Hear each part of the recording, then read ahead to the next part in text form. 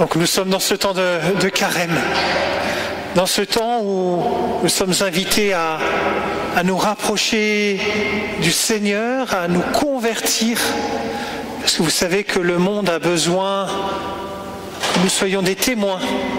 Et bien souvent, notre manière de vivre ne témoigne pas vraiment, on peut même parfois être un contre-témoignage.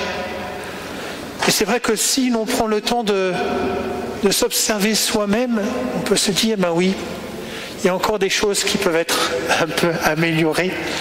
Et le temps du carême est un temps où nous pouvons vraiment nous examiner, nous sommes invités à nous examiner davantage pour faire ce chemin de liberté qui va nous mener à Pâques, où nous serons davantage fils et filles de Dieu.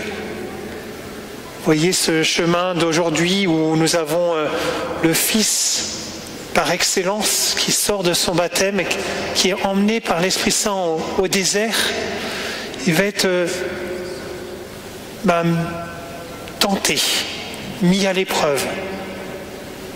Il y a une certaine épreuve que nous allons vivre chacun, que nous sommes invités à vivre dans ce temps de carême.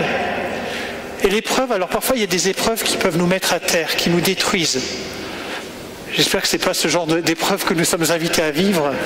Il y a des épreuves qui sont dures. Mais parfois l'épreuve, elle nous permet de révéler le meilleur de nous-mêmes. Quelque chose que nous n'aurions pas révélé si nous n'avions pas traversé cette épreuve. Vous savez, dans la résistance, parfois, il y a eu des personnes qui se sont révélées, dans des épreuves très dures, qui ont pu donner le meilleur d'eux-mêmes et qui ont été un phare pour d'autres personnes. De même, il y a des personnes, parfois, dans la maladie, certaines sont écrasées, et puis d'autres qui vont donner un témoignage. J'espère que vous connaissez des personnes, chacun dans votre entourage, qui ont traversé la maladie d'une manière exemplaire et qui ont été un vrai témoignage. Parfois, il y a des martyrs qui témoignent de leur foi de manière exemplaire. Et nous sommes tous invités à ce témoignage, parfois par des toutes petites choses. Et ces petites choses que nous allons vivre pendant le carême sont là pour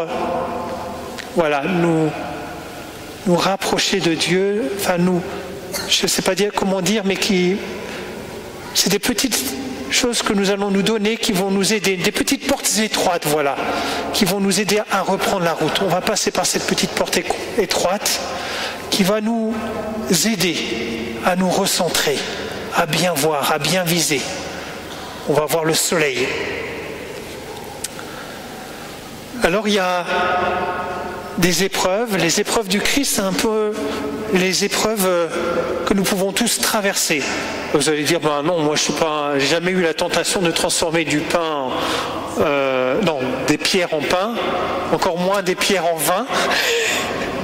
Mais j'ai pas eu la tentation de me jeter du temple. Et pourtant, je pense, il y a plusieurs lectures qu'on peut faire de cet évangile, mais je crois que ces tentations du Christ peuvent être des tentations, peuvent nous montrer des tentations que nous pouvons tous traverser. Et nous sommes invités un peu à nous libérer, à prendre une certaine liberté par rapport à ces tentations. La tentation, parfois, elle n'est pas très visible. Par exemple, transformer des pierres en pain, qu'est-ce qu'il y a de mal?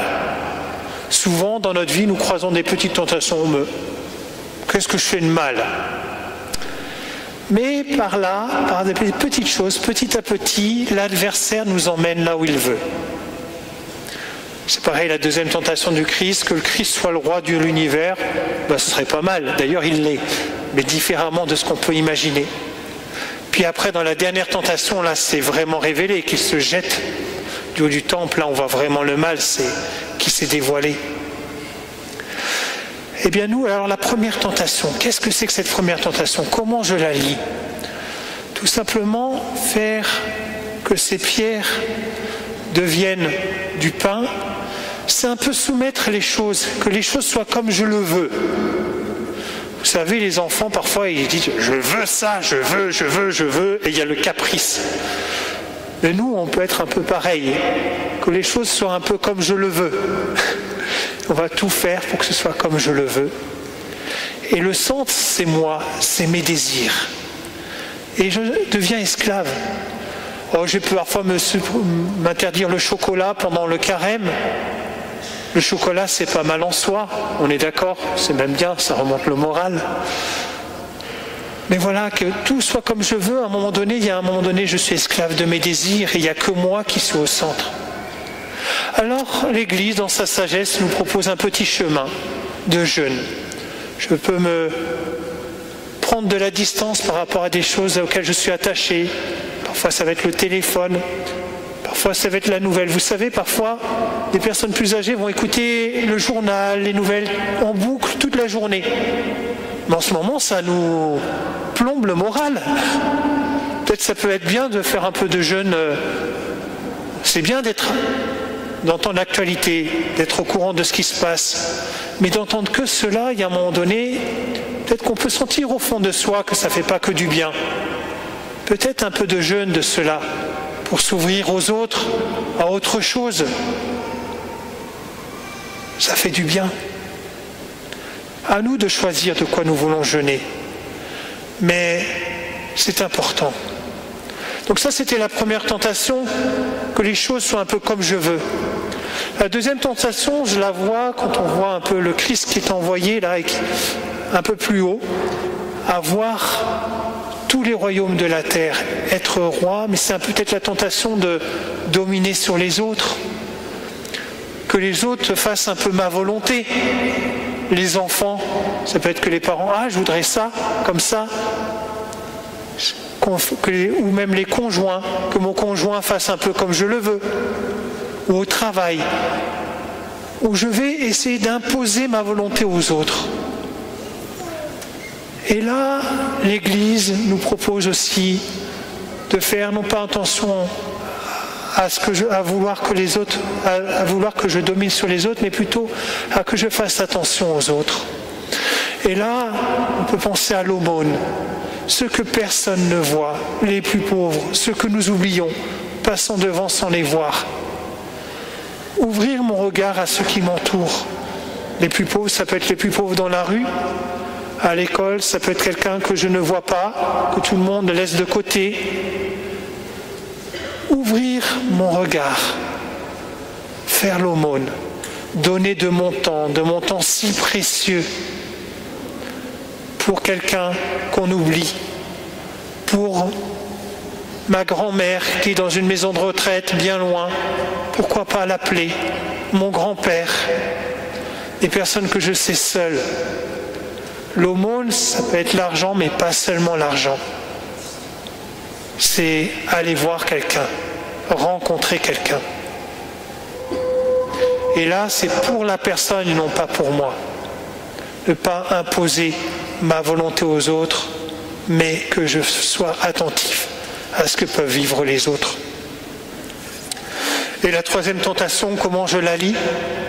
C'est là où le Seigneur est envoyé et mis devant le temple et on va dire « Jette-toi, comme ça les anges, tu vas voir, ils vont se mettre à ton service. » C'est essayer aussi, après avoir voulu plier, que les choses soient comme je le veux, ensuite que les autres soient comme je le veux, que je règne sur eux. Et là, maintenant, c'est carrément plier le Seigneur à ma volonté. C'est un peu le contraire du Notre Père. Dans le Notre Père, on dit que ta volonté soit faite. Là, c'est prier, Seigneur, que ma volonté soit faite. Ben non. Mais souvent, nous sommes comme ça avec Dieu. Non, dans le carême, nous sommes aussi invités à prier, à nous tourner vers le Seigneur pour lui parler, oui, de ce que nous pouvons traverser, lui parler de ces autres auxquels je me suis ouvert, de ce qu'ils peuvent vivre, me rapprocher de lui, me rapprocher du Seigneur, lui parler, c'est la prière. Et c'est là que je vais écouter dans mon cœur ce qui est plus profond, mes désirs les plus profonds, et c'est là que je vais apprendre ce chemin de liberté. Et c'est là où je vais pouvoir apprendre à témoigner, à me convertir parce que je vais entendre sa voix et pouvoir témoigner de cette liberté au monde. Ce monde qui a tant besoin d'un autre message, le message de l'Évangile. Et c'est pour cela que ce carême, c'est pas un chemin que je vais faire à la force de mon poignet, mais le Christ nous l'a montré, c'est poussé par l'Esprit Saint, dans l'Esprit Saint. Nous sommes invités à être un témoignage d'espérance dans cette année de l'espérance. Notre évêque, si vous lisez la lettre de l'évêque, nous invite à la confession. Dans ce temps de carême, n'oublions pas ces temps de confession, puisque nous allons faire la vérité. Confessons que nous ne sommes pas à la hauteur et allons chercher à la source la grâce. C'est un beau chemin qui est devant nous. Un beau chemin. N'ayons pas peur, ne nous écartons pas. Prenons le temps de voir qu'est-ce que je peux faire moi pour passer par cette petite porte étroite, mais être témoin de cette espérance pour ce monde qui en a tant de besoin. Bon carême, bon chemin à chacun, à chacune d'entre vous. Amen.